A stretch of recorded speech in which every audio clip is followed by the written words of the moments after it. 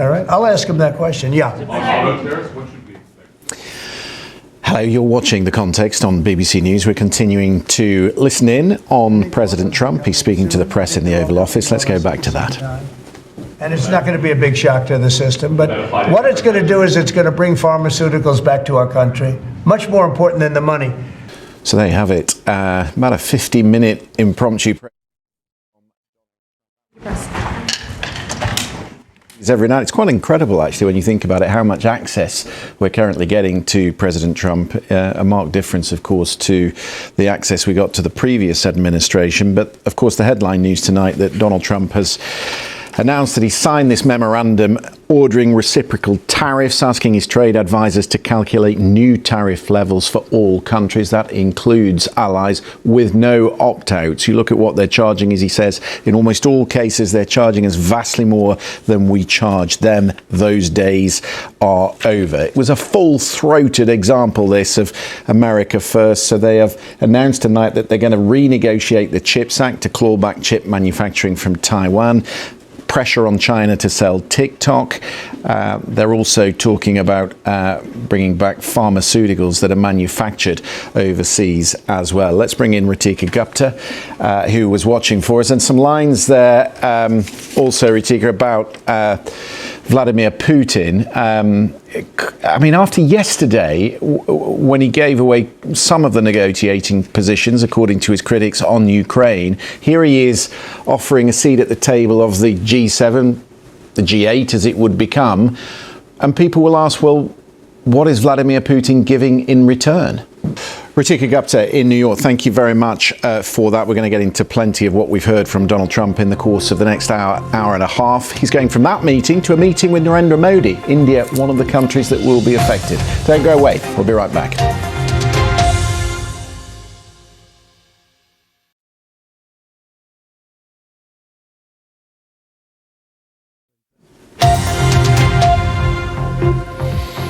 Hello, I'm Christian Fraser. This is The Context on BBC News. On AI Decoded this week, we're going to dissect all the action from the summit in Paris and the jostle for dominance in the artificial intelligence arms race.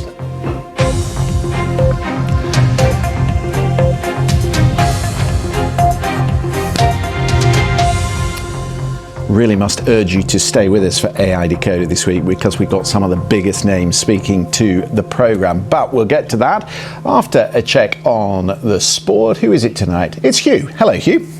Christian, hello to you. Much like the Champions League over the last couple of days, the other two European competitions are in the process of their playoffs for the last 16 on the knockout stage. All the formats are the same. So on Thursday, it is the...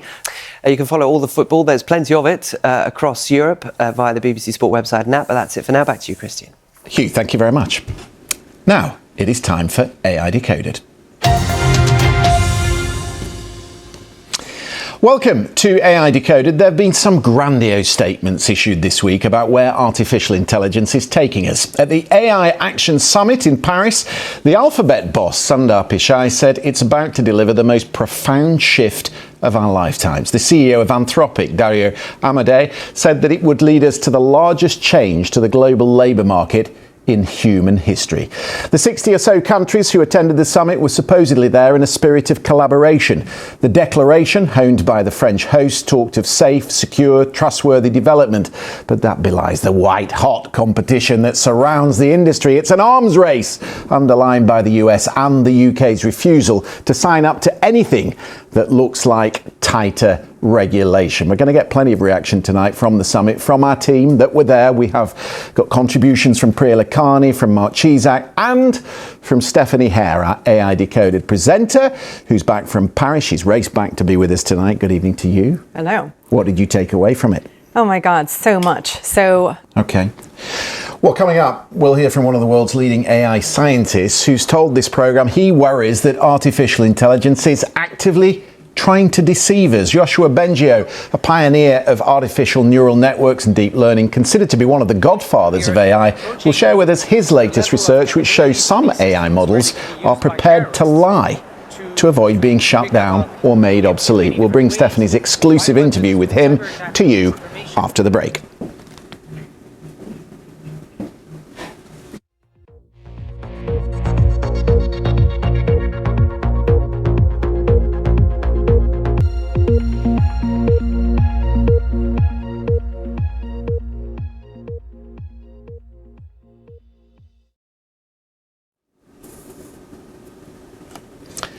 Welcome back. So, in case you hadn't got the message already, the world leaders don't seem that worried that artificial intelligence will make us extinct or be misused by terrorists. They seem much more concerned at this week's summit about not losing the global AI race, which is strange because Stephanie's been talking to someone who is much more concerned, and I trust him more than I trust them.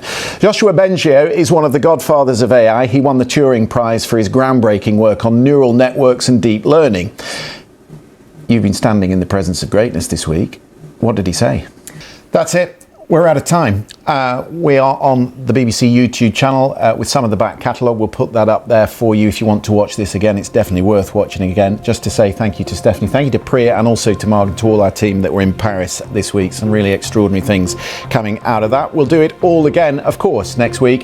Hope you'll join us for that.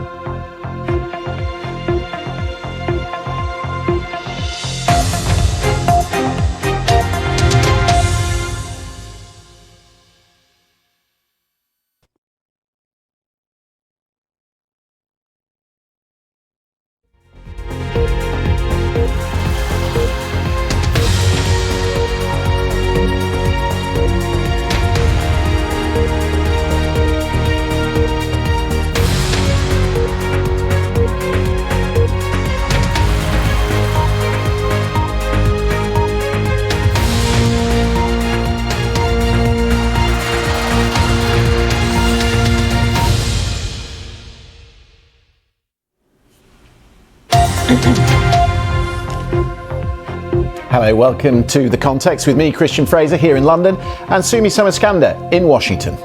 India traditionally is the highest, just about the highest tariffed country. They charge more tariffs than any other country. And I mean, we'll be talking about that, but again, whatever they charge us, we're charging them. So it works out very well. It's a beautiful, simple system. He wants to, as he says, level the playing field and match those tariffs. What was interesting about what we learned with this tariffs news is that it will also include non-tariff barriers that impact trade. The ones that he cited were countries that he says impose unfair subsidies, regulations, VAT, exchange rates.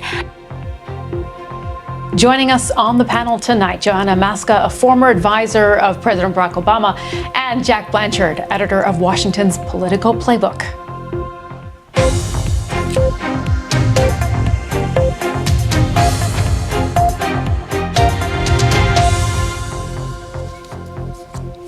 Hello and welcome to The Context. President Trump is about to meet with the Indian Prime Minister Narendra Modi in the White House. The meeting there coming just hours after Donald Trump signed the big one, as he called it, the executive order calling for fair and reciprocal trade tariffs on all major U.S. trading partners. There was plenty more in that press conference that we are going to get to, but we'll take a short break. Around the world and across the UK, this is BBC News.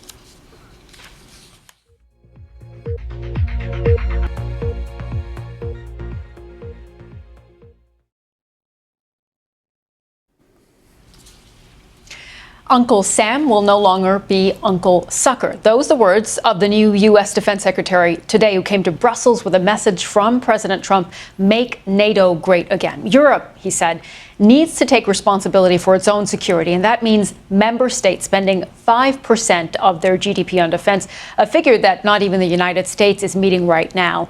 And he doubled down on his comments from yesterday about Ukraine's borders. Kind of administration, and I guess the question is whether they get themselves in trouble. Yeah, well, this is, of course, just the beginning after they've been confirmed. But Johanna, Jack, thank you both very much for joining us this evening. We're going to take a short break. On the other side, we're going to hear from the man who used to sit next to Donald Trump, former acting chief of staff Mick Mulvaney.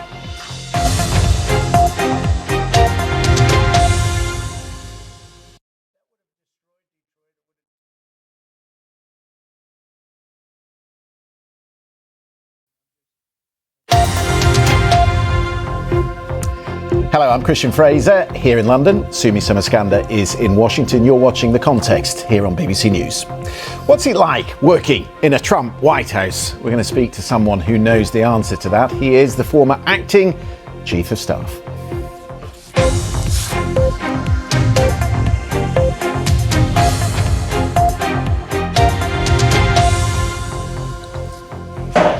Welcome back. The Trump administration scored its first legal victory last night in its efforts to shrink the size of the federal workforce. A federal judge in Boston cleared the way for the so-called deferred resignation offer. That means workers will be given an option to leave their jobs this next week while continuing to be paid through the end of September. According to the Office of Personnel Management, that means around 75,000 people will take the offer. That's close to around 4% of the roughly 2 million federal employees. But pending another legal challenge, it also clears the way for part two, which will be massive layoffs. There's already been an order signed. How far will it go? How long will it take? Let's speak to a man who may know something about this. Mick Mulvaney, Donald Trump's former chief of staff, but he was also the head of the Office of Management and Budget. Not a department that we often talk about. No. What does that department do? I'm enjoying our chat. Stay with us. We're going to take a short break around the world and across the UK. You're watching BBC News.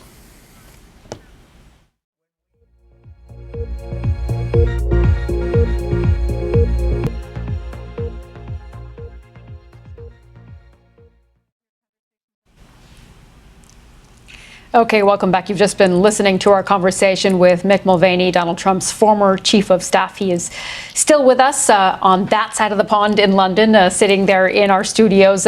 Mick, you were speaking a little bit about those who are surrounding Donald Trump right now. I just wonder how you assess how different his inner circle and his team is this time compared to his first administration. There you go, Sumi. You're not allowed to go on leave until August. All right? All leave is cancelled until that point. No one goes on leave with Donald Trump. So.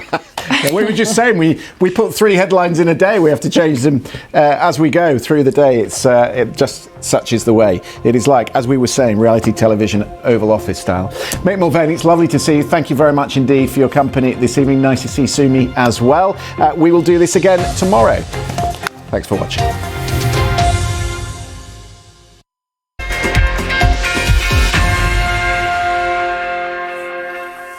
Hello from the BBC Sports Centre. I'm Hugh Ferris. Much like the Champions League over the last couple of nights, the other 2 European competitions have been in the process of their playoffs for the last 16. All the British sides are already through, awaiting the winners with the first legs of the Europa League. Finally, we were going to tell you about the opening Super League game of the season involving the champions Wigan and Lee, but after 80 minutes, they have not even managed a point between them. 0-0 it has finished. They have now gone to a golden point extra time, so that yet still to be resolved. That's on the BBC Sport website and indeed Radio 5 Live Sports Extra, but that's it for now. Bye-bye.